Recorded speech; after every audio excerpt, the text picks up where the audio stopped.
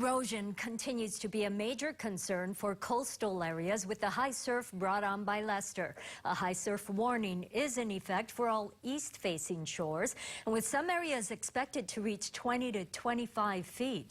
Today, state crews went out to a familiar trouble spot, Kamehameha Highway near Ka'aava, for emergency repairs. That's where Alex Serbal is now monitoring the waves. Alex?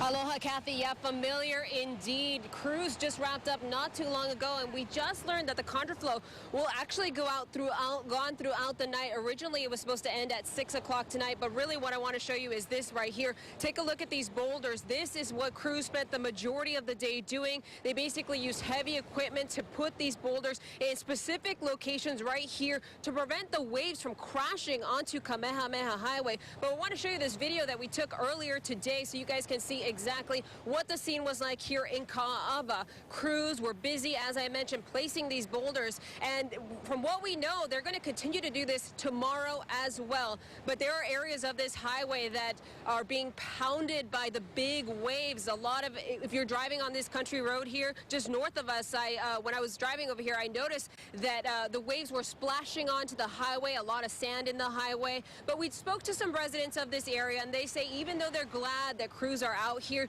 doing the job, doing what they need to do, they should have done this a little bit earlier. I've seen the shorelines receding more and more every year. I've been out here for 4 years, and it's getting worse and worse, not better. So, I don't know.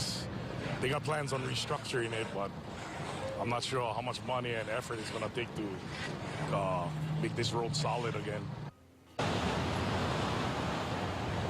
And we are waiting to get an update from the State Department of Transportation to let us know exactly what type of work they will be doing over the next few days, and we'll continue to check with them. But right now, as you guys can see, the contraflow is still in full effect. If you're planning on coming to this area, be prepared to wait a little bit because this Kamehameha Highway right here is down to one lane. But really, again, the waves are really big, they're messy, and they are splashing onto the highway. Reporting live in Ka'aava, I'm Alex Serbal. Kathy, we'll send it back to you.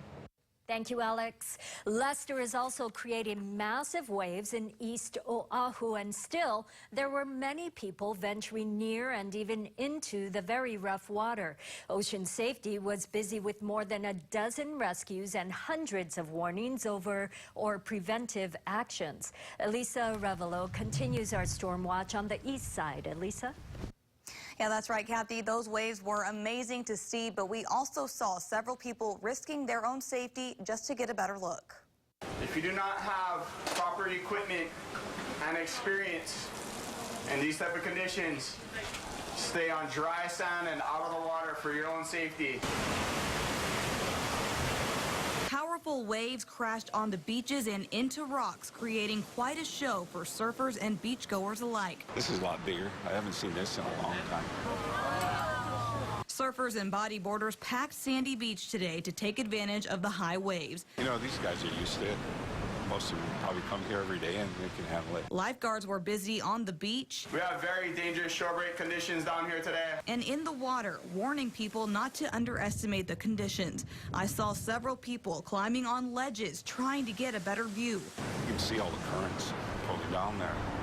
Doesn't take much. People snapped photos and took videos, marveling at Mother Nature's fireworks. Although rain wasn't the main concern with Hurricane Lester, the storm is still putting a damper on people's plans. Are you aware of our sign here? Sorry? Are you aware of our sign? Halnauma Bay was open Saturday. However, how's the visibility? Zero.